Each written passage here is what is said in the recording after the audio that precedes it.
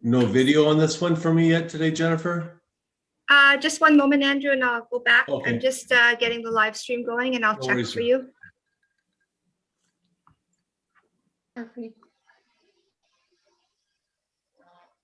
Yeah, just 1 second. Let me know when you're ready.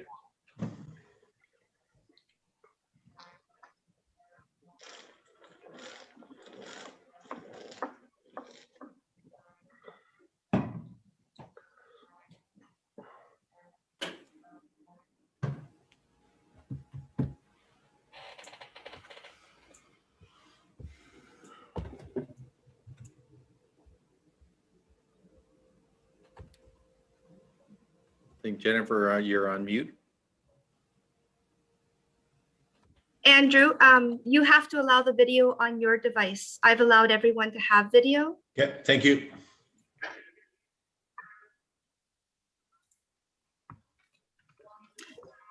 Okay, sir. Okay, thank you very much. You're all set to go, Gary? They'll ask you to take attendance, please. Mayor Edie, I'm present. Ray Vimon, Present. Councillor Koulis, Present. Councillor Evans, Present. Councillor Hines, Present. Councillor Jameson, Councillor Sydney. Present. Okay, thank you. A declaration of paternity interest and the general nature thereof.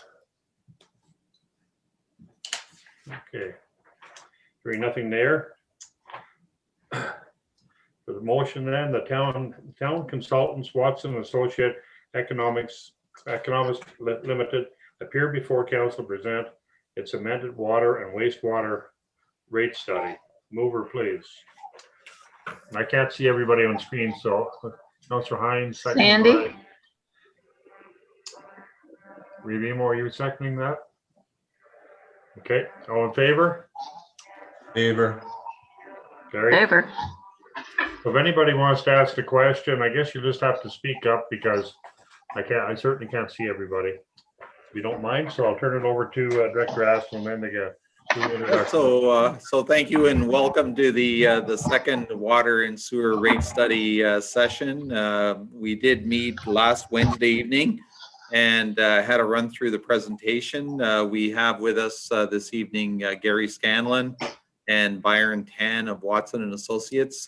They've been working for many years, since 2004, on our water and sewer rates and our financial plans. So we ran through a presentation last week, and there was a couple of adjustments that were pointed out to us, and we've gone back with the assistance of the treasurer and Watson and the team, and reran the numbers and confirmed all the background information, and we have Gary Scanlon is going to present us with the new, I guess, abbreviated findings from last week. And I understand as well that all of council has received a copy of this presentation in advance of the meeting. So certainly if you have any questions, we're here. We have the hour if it takes it. And if you have any questions, please ask. And I guess following acceptance of the content of this presentation, then the financial plan and the water and sewer rates will be flowing to council for adoption, likely at the first meeting in March. So with that, I'll turn it over to Gary. Thank you, Michael. Pleasure to be before Mr. Mayor and members of council this evening. We have circulated, as council had asked, if they could receive the presentation in advance of today's meeting. And they also asked for the presentation that we had provided the other night. So what we had done is the mayor had rightly identified an error in the calculation where we had provided the out-of-town rate, the base charge, and instead of the resident charge. And that was a very good observation. So we've made that adjustment. We've gone through to update the presentation At the end of the day, there are some adjustments that have been made, but in conjunction with our discussions with staff, we've been able to actually move ahead with the exact same observations that we had the last time. So what I'd like to do is give you this presentation, which has all the updated information, but I'll step through once again, and a lot of the slides I'll move through relatively quickly. And then if council do have any questions this time around, second time around, as we're proceeding through, I'm more than happy to address those questions. So we had talked about the process and the different elements we were going to discuss. We indicated that this study is part of a broader study that's being done in conjunction with Dillon and Aqua. And there's further information that'll be coming back to council. We're kind of leading the process with draft information because we've got to file the financial plan, which is part of the 5 different documents that have to be submitted to the province in order for you to receive your approval, your license to run your existing water system. So just we're a little bit ahead of the curve, but I think for the most part, based on our discussions, we're pretty close with the other elements to finalizing it. From the asset management plan and the detailed capital work from Dillon and Aqua, we'll also update the development charge. So with the rate study, taking a look at a forward forecast over 10 years, take a look at the capital needs for the infrastructure. This is part of the mandatory requirements that are coming out under the Infrastructure for Jobs and Prosperity Act. So there's a lot of legislation, and I'll touch on those other pieces in a minute, but there's a lot of legislation coming to a head over the next couple of years. And you know, to the credit of the municipality, you are ahead of that curve. You're taking a look at the impacts of what may be mandated, well, what will be mandated through legislation in the coming years. So we're looking at the capital side, we're looking at potential changes in day-to-day operating costs, and trying to identify growth, and then looking at the rates as a result of all those different components. So with this is a new slide. This is just observing from the last presentation. We've done basically corrected the base charge for wastewater.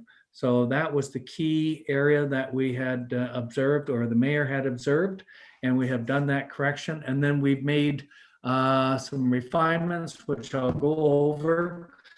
But basically, we've still been able to maintain the wastewater rate increase at a 1% per year increase.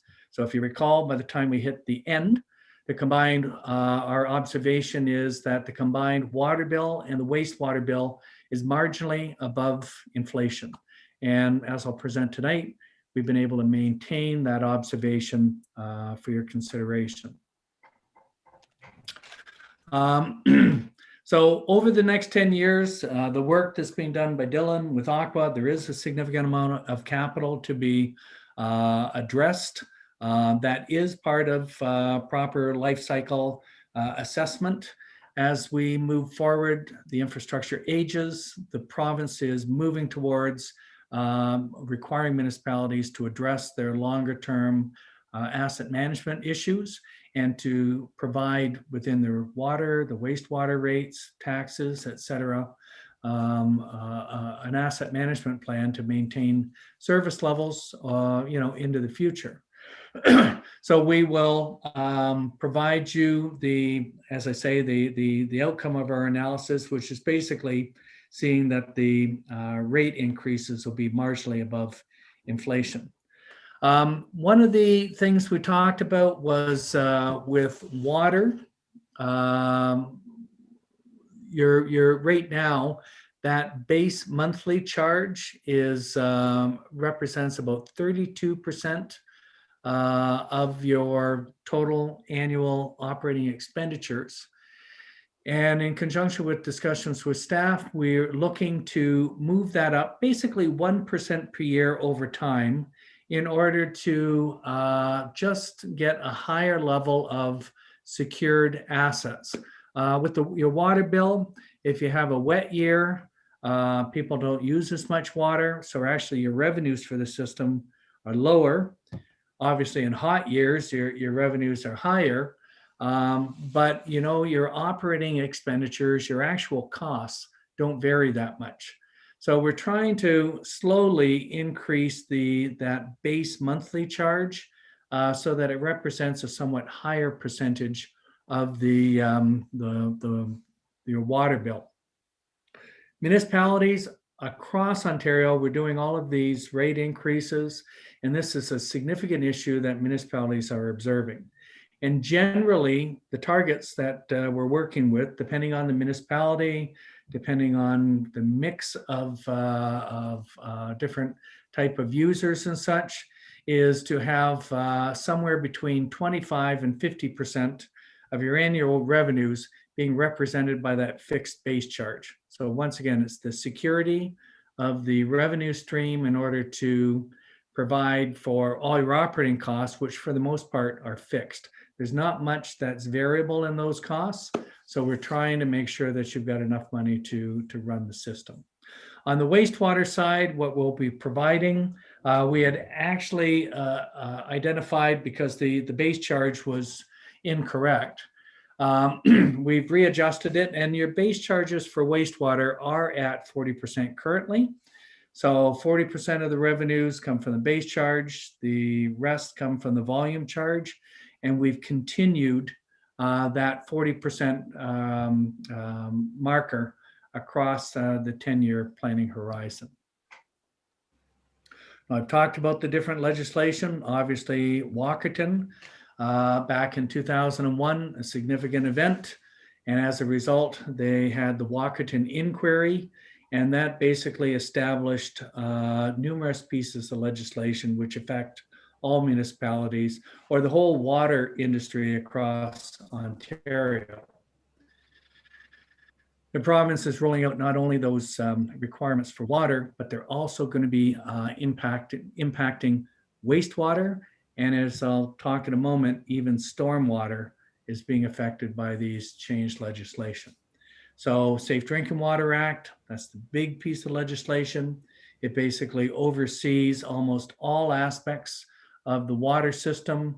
The amount of basically water quality that is run through the system. So depending on how you do your chlorination or cleansing of the water, how you do the removal of particulate, all those different aspects are defined by the Safe Drinking Water Act. Training of your staff, labs doing testing, etc., all comes under that piece of legislation. The big one that we're looking at into the future is called the Water Opportunities Act. And that one, and I'll show you in a moment, is looking to move towards addressing asset management over a long period of time, and you incorporating that asset management into your rates. So that, in conjunction with that last bullet, the Infrastructure for Jobs and Prosperity Act, those are the key drivers moving into the future that probably somewhere between 2023 and 2025, you'll have to meet the provincial standards. Now, the one that I didn't talk about is OREG 45307. And actually, that's an interim piece of legislation, which is kind of moving us towards what's required under those two pieces of legislation I spoke about. But it basically is one of the 5 conditions, that financial plan that must be filed with the province. Right now, it's basically doing the rate studies that we do, but when we actually file the report to the province, it's translated into a financial statement format. This is what the province was looking for a standardized reporting format, and they fell upon doing it as a financial statement. As I think I pointed out last time around, normally operating budgets communicate, activities and such. They give you a perspective where the money's being spent. When we put it into the year-end financial statement realm, it loses its essence of where the money's being spent. So I'll just leave it at that. From when we complete this process with your indulgence and your direction for what we're presenting tonight, we will translate that into the standard document that has to be filed to the province, because they're basically waiting for your document in order to finalize approval of your license to run the water system. Excuse me. And as I say, with the key part of the Water Opportunities Act, which we're moving towards, is not in place. Well, the act is in place, the regulations aren't there, but you can see what we're moving towards is these 5 different conditions that we will, on a go-forward basis, have to meet not only for water, but for wastewater and actually for stormwater into the future. So you need to have an asset management plan. That's that Infrastructure for Jobs and Prosperity Act that staff have been moving through. And we are feeding part of that process in the broader study that we're doing with Aqua and Dillon. The financial plan, which is really doing the rate analysis that we're doing right now. How are we going to implement the capital? How are we going to finance not only the operating costs, but the replacement, renewal, of the existing assets? That's what has to be addressed through the financial plan. They're going to develop conservation targets. We have no idea at this particular point what that means. But I will observe that over the years, the utilization within the municipality has been dropping from year to year to year.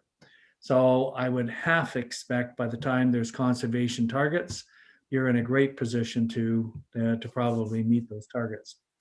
And then the last 2 items are more of a broader commentary, assessment of risk that may interfere with the delivery of the municipal service, and then strategies for maintaining, improving the service to ensure future demand can be satisfied.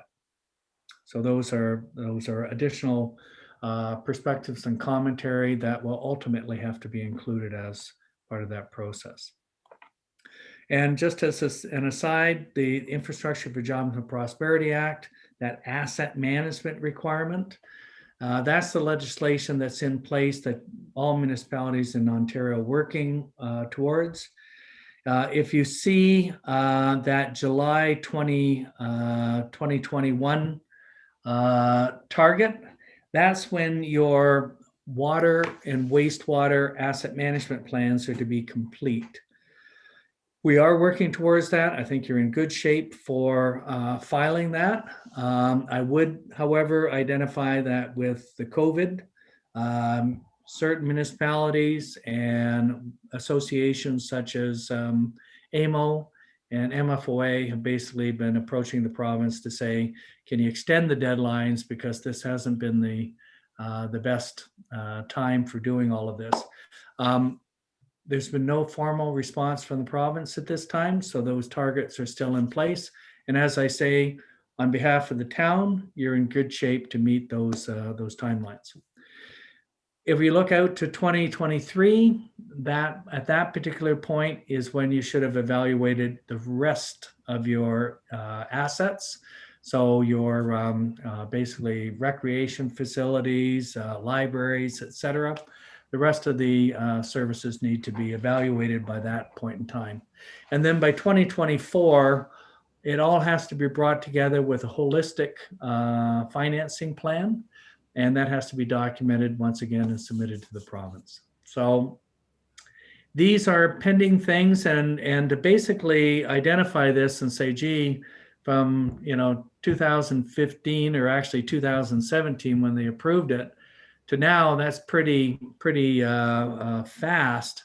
But actually, the original requirements for asset management for water and wastewater were actually identified by Judge O'Connor as part of the Walkerton hearings, and they did that in 2002.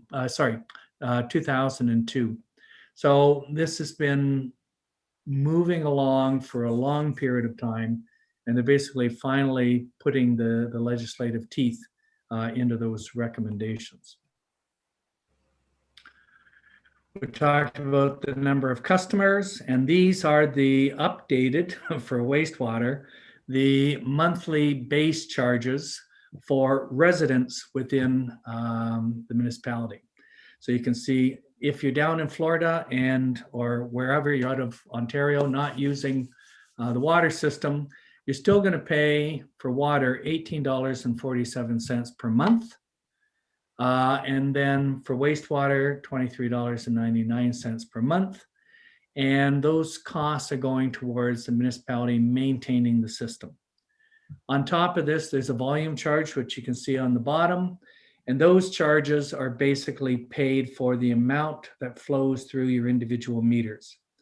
So if you, in the year, consume 100 cubic meters, then 100 cubic meters times $2.58, you're going to pay $258 through the volume charge for water, and then $18.47 per month,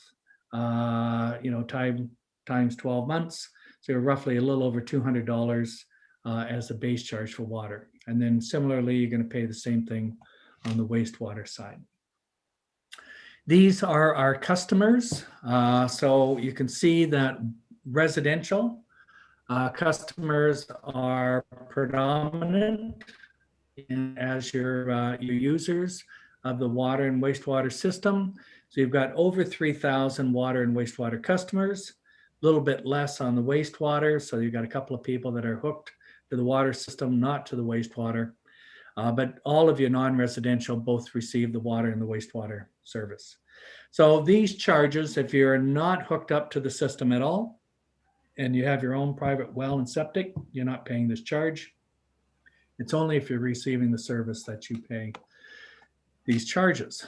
We forecasted forward, as you recall, into the future. We have a certain amount of development which will occur, and those will be new customers added to the system. They'll generate revenue contributing towards all of our operating costs, towards infrastructure costs, et cetera. And you can see as we move out, I think I explained in the first year those customers occur. So let's say 2021, we expect to see 20 new customers joining the system. They won't all be there as of January 1st. So some will come in March, some will come in June, some September. So our assumption is in the first year, those new customers will generate a half a year's worth of revenue. So if you take a look under 2021, that 20 figure is actually reported in 2021 as 10, representing half a year's revenue. And then subsequent to that, you can see that we've carried the 20 across for the rest of the remaining years.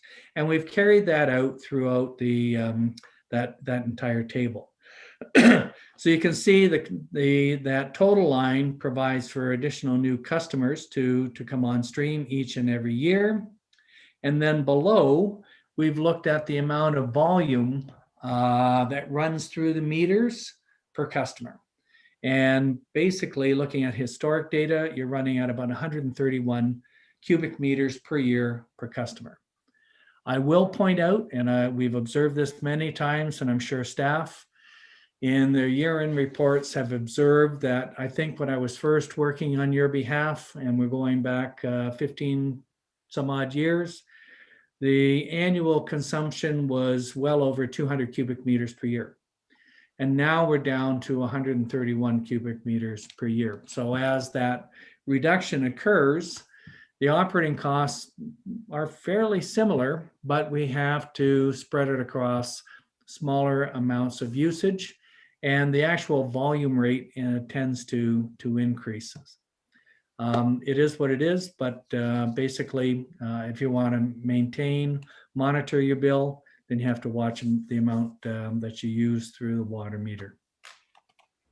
So we've done this calculation of customers and of the volumes that'll be read through the meter.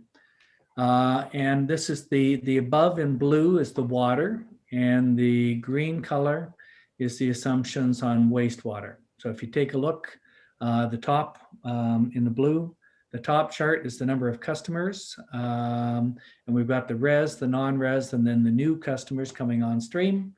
And then we've got the associated volumes, res, non-res, and the additional that we anticipate as we move out over time. So it's there for the top is the water once again, the bottom is wastewater. I mentioned we're working with our colleagues, Dylan Consulting and Aqua, assessing the asset management needs for the water and the wastewater system. And so we're working with their preliminary calculations. They will be back to you soon enough with expressing the totality of their evaluations.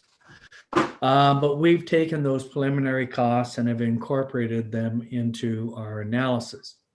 Now on the wastewater side, on the development charge, so the growth side, there are some projects that were identified in the last development charge study. We have pulled them forward in our calculations. There's also some additional items that have been identified by the consulting team in conjunction with staff. So we've identified those, but we'll be coming back to you a little bit later with the final growth numbers, and we'll be providing those through the development charge study update that we'll present to you mid-year. And if we just take a look at the capital spending, we went through this with you before. It's been broken down to several different components. Major capital works, the water treatment plant associated works, minor capital, and then growth related. And we have a total of about $18.4 million over the next 10 years. We take a look at the wastewater side, similar type of analysis. There was an adjustment made here on the wastewater side. Basically, we had originally anticipated a little bit more revenue.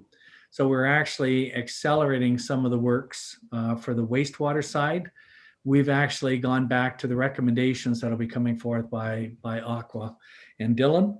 So these are basically what we'll see rising from those presentations over the next couple of months. And you can see basically almost the exact same amount for wastewater at $18.3 million in capital. The revenues, not a lot of magic there. Your external revenues may come from grants. So there's a little bit of grant assumptions that have been put into place.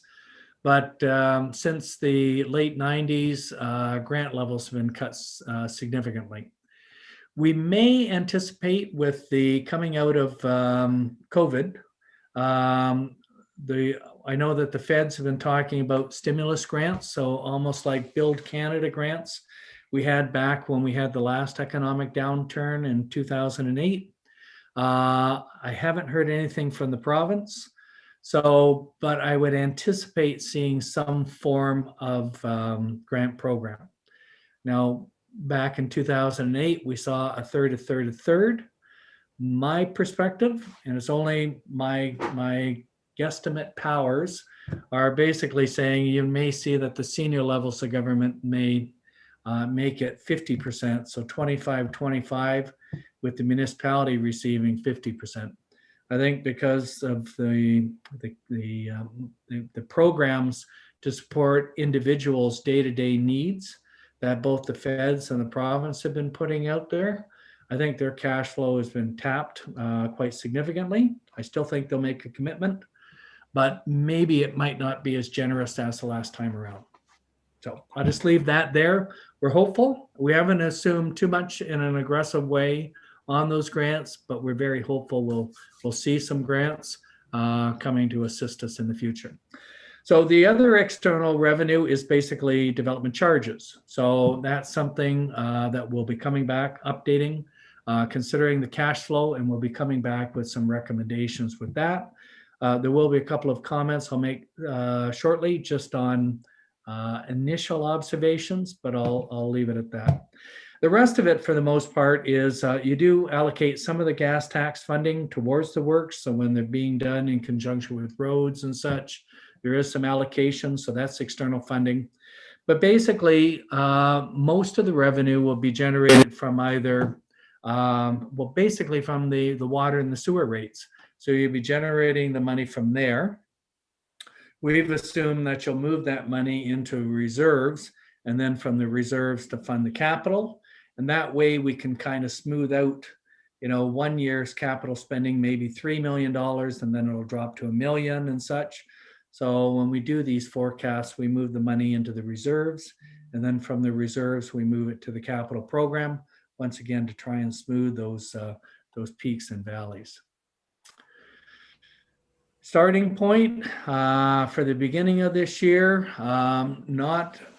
so there's a little bit in the development charge fund for water, 274, tiny bit more for wastewater, but not a huge amount. And then on the capital side, you've got about 2.5 million for water, 1.2 for wastewater. So those monies are available for the non-growth side. We'll come back to development charges. This will be a different discussion, but it's just to identify that as we move ahead and growth occurs, growth activates the need for capital spending. Gary, if I could Yep, just sorry. ask you a question. Did you say that development charges are for non-growth? No, for growth. I Growth. apologize if I said that. Okay, thank you. Only for growth-related works. But as growth occurs, and this will be a decision point to be, considered later in the year when we come back with the DC study. You can see the top oval says, as we grow, there's servicing needs, and especially with water and wastewater, there's a sizable amount of pipes that have to be extended, maybe pumping station upgrading, the pumps and such. So costs will arise. It is not mandatory that you have development charges. But if you don't use development charges that are on the left, it means that 100% of those costs go basically onto your water and your wastewater rates. So right now, what I'm presenting to you tonight assumes that we'll be able to either collect enough money to cash flow those works, or we'll be providing for some accelerated payments of developers, or maybe they'll construct some of the works so that it takes the pressure off of financing and basically off of the impact potentially of water and wastewater.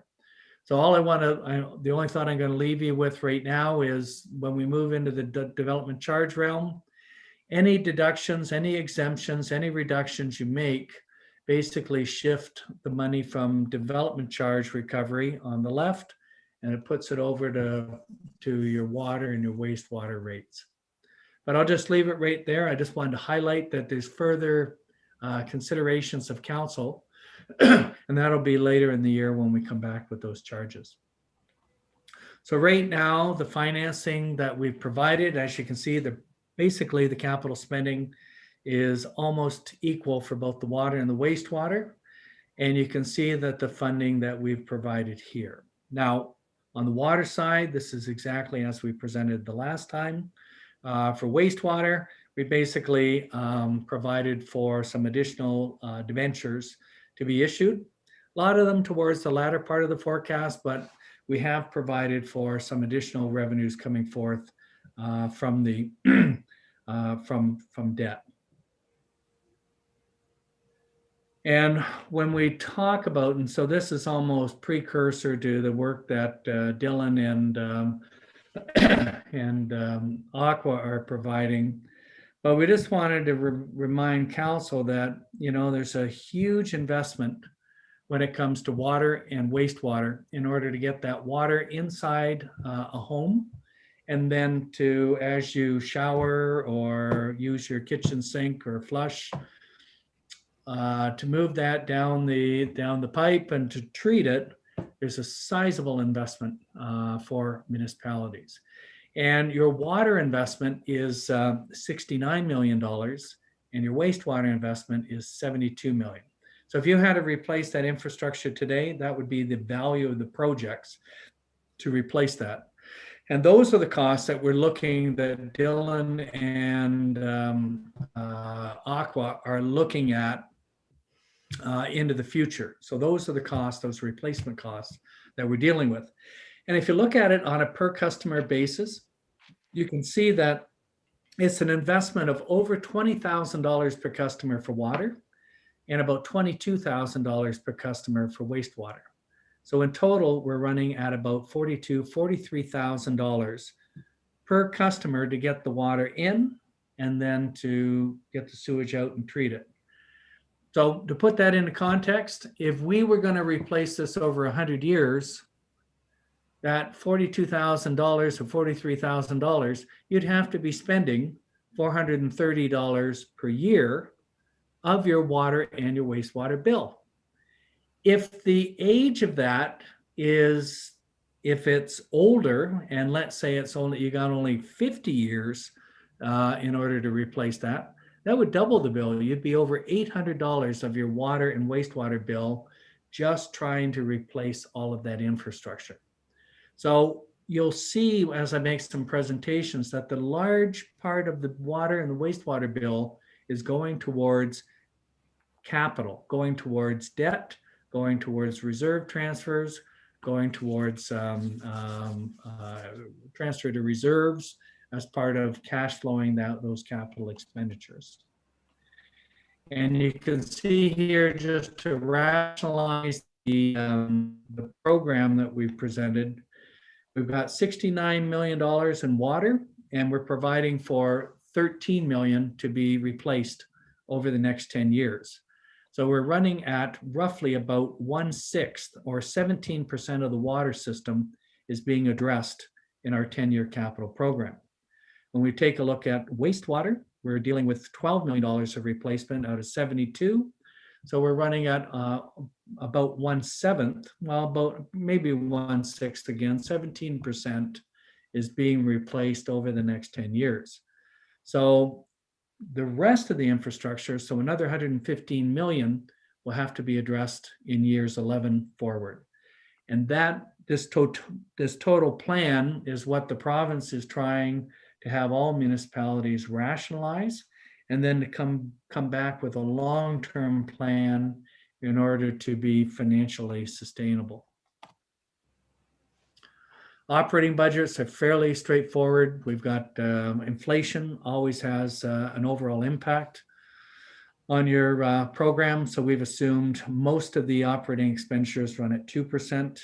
Utilities and fuel have basically run at higher levels on average, running at about 5% per year. And then looking at your aqua contract, it's about 2.7% for the next few years. And then we've assumed that it drops down to inflationary after that. So once again, these are the day-to-day costs for running the system. If there's a water main break, you're out there fixing the break. You have to clean the pipes. You have to run the treatment facilities. So this portion of the budget deals with those particular costs. And if I represent that graphically, you can see the dark blue on the bottom is the day-to-day expenditures. So right now, 2021, we're at about $1.8 million. And over the next 10 years, we'll increase to about 2.2. So roughly, we're increasing by about a little over $400,000 over that 10-year planning horizon. If you look at the capital side, we're about 780 and will increase to about 1.5 million. So that's almost doubling over the course of those 10 years. And all municipal water and wastewater rates will be affected by this asset management requirement. You started many years ago addressing your needs. You were very, you were forward thinking. You started to deal with this. So you're well along that continuum of addressing your asset management needs. And right now we're able to continue that at a smooth rate. However, it is at an increased rate like many other municipalities. On the wastewater side, you can see the operating costs run at about 1.6 million. The capital related is about $1 million. And basically what we've provided is for continuance, going from about 2.6 million in total to almost $3 million by the end of the 10-year planning horizon. And then we're going to represent the information based on 131 cubic meters. So we're going to give you the base charge plus the volumes, and your average volumes, your average bills roughly run at 131 cubic meters. So we're taking that midpoint and using that for presenting these bills. So if we just look at kind of the highlighted areas, we've given you all the details, but you can see that that orange for the water, if you look just above it, your annual bill right now is roughly $560 for 2020. And the recommended charge is to increase by 4% on the water side. Now, on a monthly basis, that's about a $20, $21 increase. So roughly it's less than $2 a month increase that we're recommending on the water side. And if you go out year per year per year, it's the same level of increase that we're recommending to council. If you look at the wastewater, once again, right now the bill's a little bit higher at $599, call it $600. And we're only suggesting that that goes up 1%. So roughly about $6 per year. So water's going up about $20. Wastewater's going up by $6. If we blend it together, you can see on the bottom that our recommended increase is 2.4%. I indicated up at the beginning, marginally above inflation. So inflation, we've assumed 2%, marginal being, about 0.4 above that.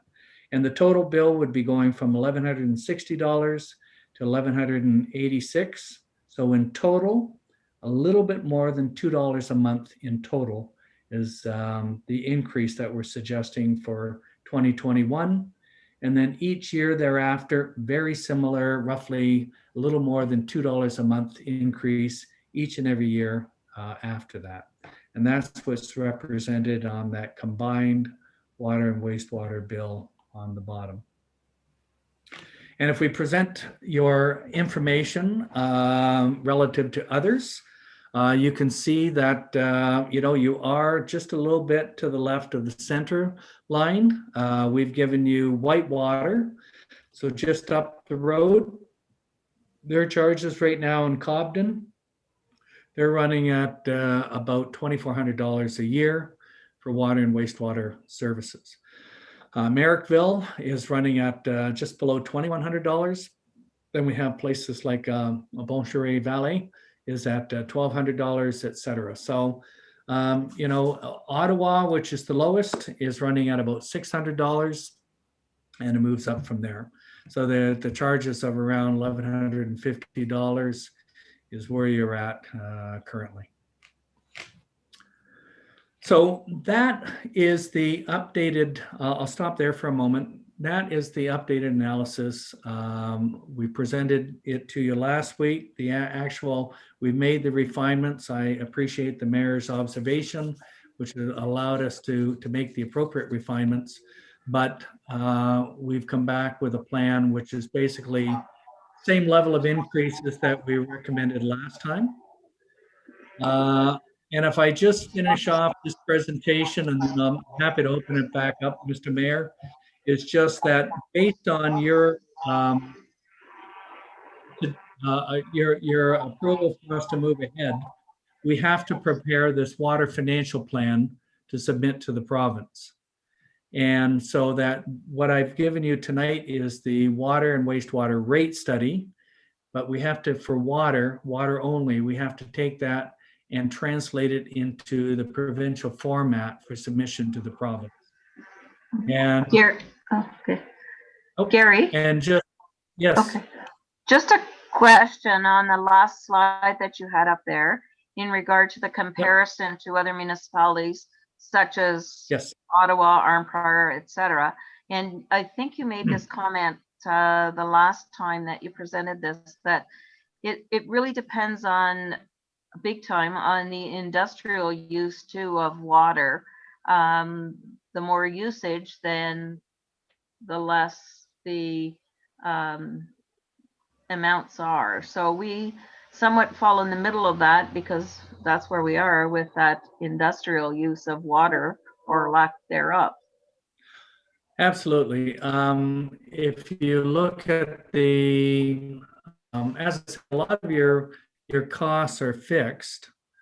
And really the variable costs, if you decide to double the amount of water being generated from your water treatment plant, most of the costs are going to be related to chemicals and to hydro, because you're going to be treating the water, pumping it into the system. So it's a marginal increase in your operating costs, but you've got a huge amount of volume. So your volume charge, which is right now at about $2.58, potentially, if you had doubled the amount of industrial, we could bring that well down below $2 per cubic meter.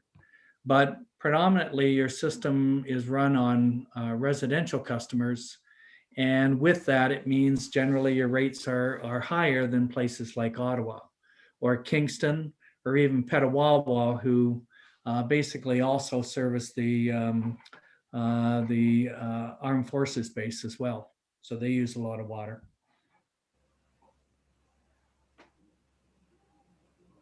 Does that answer your question, Counselor?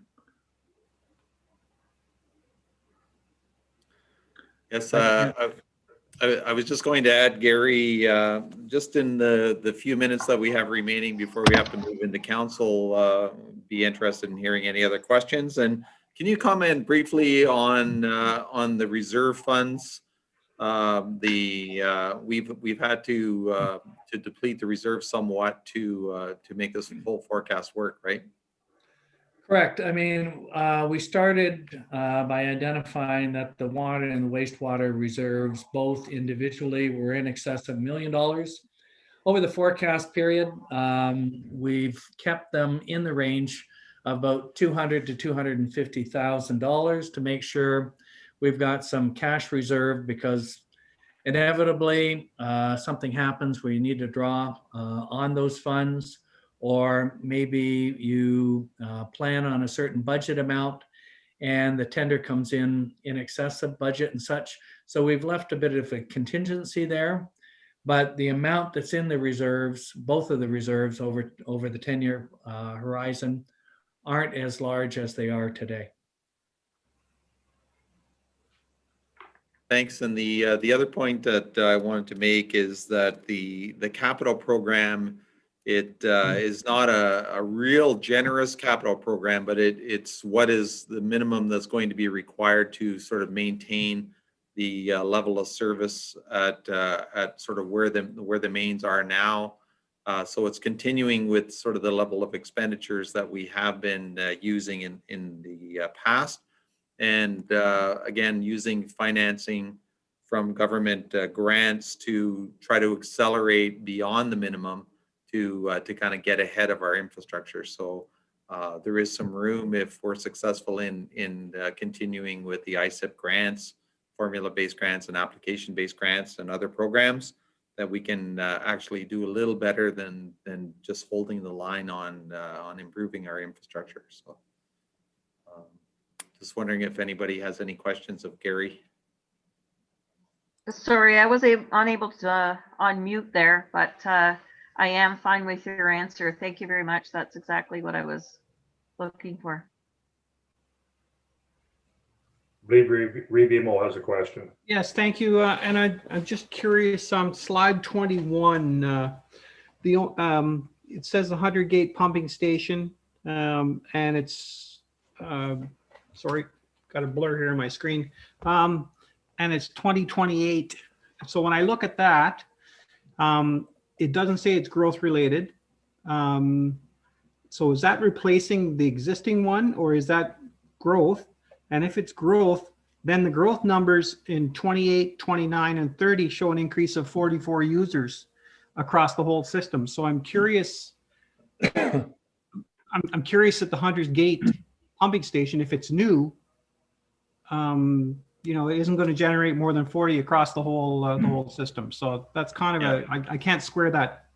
No, so the 100 gate and all those pump stations that are listed are essentially funds that we put in the budget to do work on them in that time frame up to 2028. You're getting a bit aged on the pump station that's going to require some work.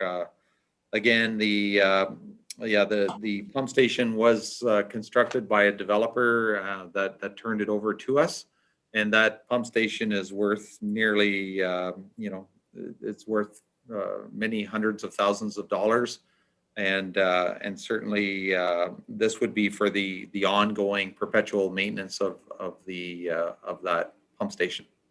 And I guess in the growth related elements, there's a lot of growth projects, but the growth projects have not been funded through the water rates at all, Gary, right?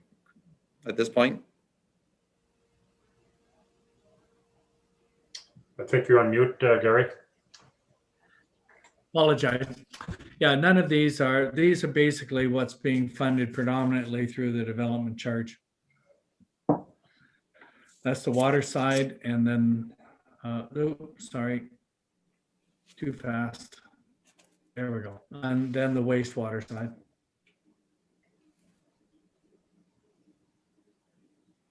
So if I might, Your Worship, so then there could end up being other additions to the system.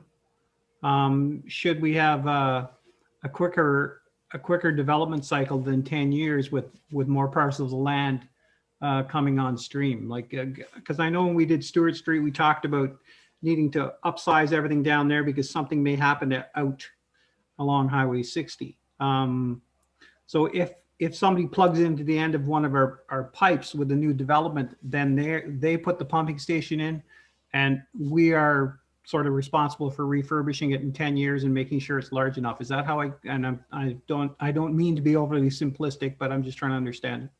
No, so the way the model is set up is that growth related items, if the municipality is successful in charging sort of the full amount to recover those, then the municipality can go ahead and construct those infrastructure similar to what we're doing on Stewart Street. And then when the developers pay their development charges, then we recover those charges. So that's the model. If there's pump stations being constructed that are just primarily for one developer and only benefit his project, then he would be expected to front end the cost of that, because it's not really impacting any of the communal infrastructure. So so there's kind of a combination of different funding sources on the growth end, depending on who is benefiting from it, and is it areas beyond a particular developer's property that's benefiting. And Your Worship, if I might, just one more. So now I don't see anything on here that suggests that our wastewater plant and our water plant are in any immediate need of significant funding. So it looks like, the next period, 2030 to maybe 2050, that would be a focus. It would fit in there somewhere. Yes, that's a good observation. The sewage plant built in 2009, and there's hundreds of thousands of dollars sort of being spent in between capital and operational projects to keep those plants going. At some point in the longer term, you will have to start retiring and replacing some of the key components of the plants. This forecast does include building improvements, like minor building improvements that have been identified through building condition assessments at this point. Thank you. Okay, we have about 5 minutes to get into our council meeting. So is there anything else, Mike or Gary, that we need going forward, or can we go ahead and adjourn the meeting? The only thing I'll conclude with, Mr. Mayor, is that with your indulgence, we will finalize the rate study and the mandatory financial plan that has to be submitted to the province. Thank you. Mayor Edie, if I could, this is Kim speaking. Yes. Just a heads up to council, and we'll get talking about it with the management team tomorrow, but we may need to move the consideration of the rates bylaw and financial plan up from the first meeting in March, which is March 9th, just to address a kind of a little bit of a crunch with our billing cycle. So we'll talk about that. If we can, we may possibly look at trying to do it next week with special meeting, but certainly that's something that we'll try to discuss with Director Aslan and certainly with Gary and the Treasury Department to see what's going to work out best. Okay. Yeah, and I'll just conclude.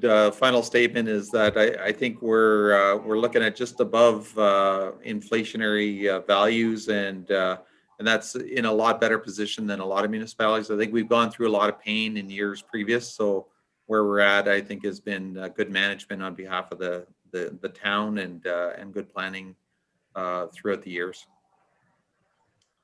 Okay. If there's nothing else, then we will adjourn. It is 6:54. Thank you very much. Appreciate it. Thanks, Gary and Brian. Thanks, Gary.